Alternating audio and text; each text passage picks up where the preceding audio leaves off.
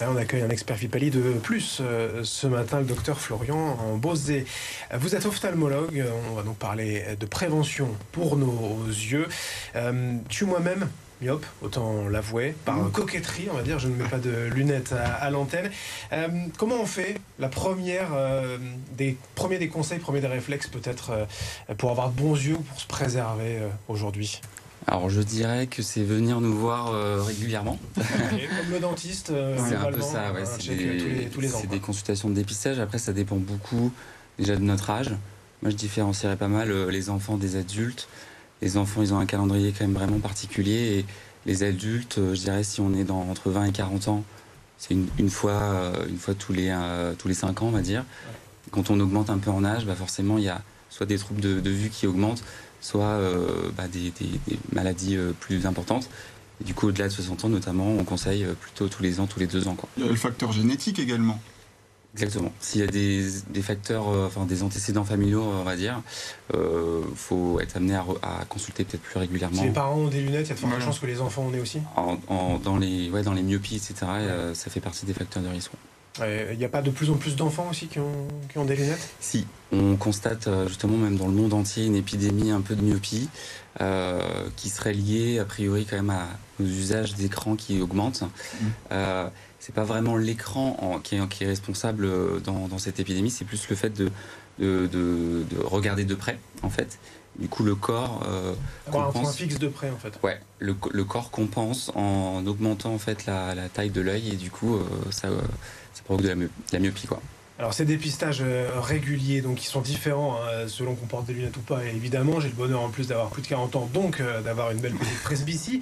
Moi je suis habitué, forcément, je fais attention, j'y vais tous les ans, mais si on n'a pas de lunettes, comme mes camarades ici même, autant attendre un peu, on n'est pas obligé d'y aller. Est-ce qu'il faut des signes? Il faut Alors, bien entendu, si vous avez des signes ou des symptômes, je vous conseille de consulter tout de suite, dans les jours, symptômes, les jours, semaines à venir.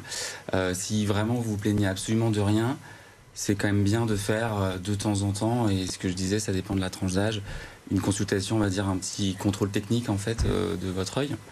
Et nous, on sera amené à voir si vous n'avez pas peut-être une petite correction à avoir pour reposer les yeux ou même des dépistages de choses un peu moins sympas, des maladies, etc. Ouais, surtout qu'on a tous forcément un écran dans la main avec le téléphone, mais on travaille aussi devant. Les écrans sur les ordinateurs, ça peut gêner, ça peut perturber. On est très très très digitalisé, surtout de plus en plus, effectivement.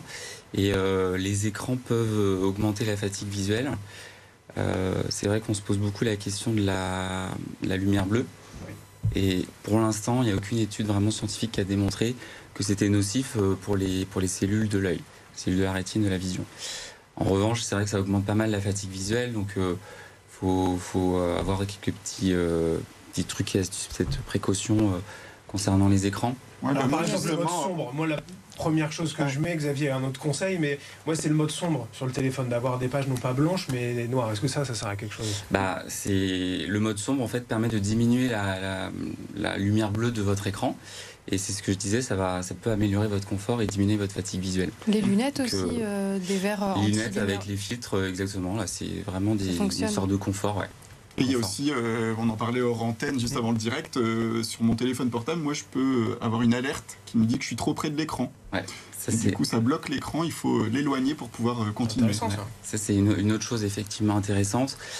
Quand on est trop près en fait d'un objet, alors là on parle d'écran, notre œil va surforcer, si vous voulez, ce qu'on appelle accommoder pour plutôt bien voir. Et en fait c'est cette accommodation un peu excessive qui peut provoquer soit des myopies évolutives sur le temps, et puis augmenter la fatigue visuelle. Donc si vous regardez vraiment trop rapproché, fin de journée, sur plusieurs jours, plusieurs semaines, vous allez finir par être exténué, quoi. L'idée de reculer, c'est une bonne idée. On parle des lunettes, mais il y a aussi la chirurgie, je crois, maintenant, qui peut corriger certaines pathologies. Tout le monde n'y a pas accès, je pense. Ouais. Non, c'est l'idée du bilan, de la consultation de dépistage. En fait, quand vous venez au cabinet, on fait toute une tripotée d'examens, passer un certain temps, et on voit si effectivement vous faites partie des patients éligibles ou non. Et si c'est le cas, après on vous propose les différentes techniques. La chirurgie, c'est vraiment juste pour se passer de lunettes ou de lentilles de correction, mais ça ne va pas améliorer votre vision en particulier, quoi. c'est une histoire de confort et de mode de vie en fait. Ouais, puis finalement, enfin, c'est ce qu'on j'ai en cas personnel, mais sur le bénéfice-risque après la myopie pour corriger, mais avec la presbytie qui arrive, finalement, on peut en profiter quelques années, mais vu le coût, pour certains, ça peut être une vraie question à se poser. On opère la presbytie maintenant. Hein. Ah d'accord, bon bah je vais me renseigner oui. alors.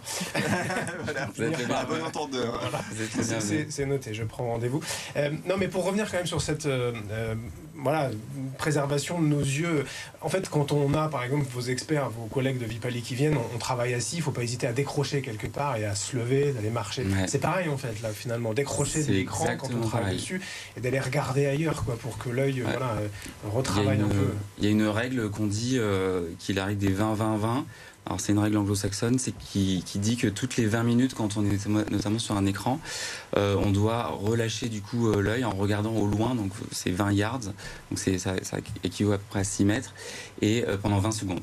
Donc ça, alors c'est un peu compliqué des fois de le faire, mais ça permet d'étirer, si vous voulez, l'œil et de relâcher et d'éviter d'être trop tout le temps avec l'œil qui force quoi. Donc c'est un peu le même principe, ouais. De se forcer à décrocher, regarder autre chose, ses collègues. Arrêter de scroller. La fenêtre. Se lever, aller se balader, effectivement, c'est une bonne chose. Bon, en tout cas, voilà, il y a plein de conseils comme ça, de petits tips à avoir au quotidien. Et puis surtout, comme on le disait, voilà, que ce soit dentiste ou autre spécialité, d'aller consulter régulièrement l'ophtalmologue, que l'on ait des lunettes ou pas, et ce dès le plus jeune âge. Merci beaucoup, docteur Florian Bauzet, expert Vipali, d'être venu avec nous ce matin. Et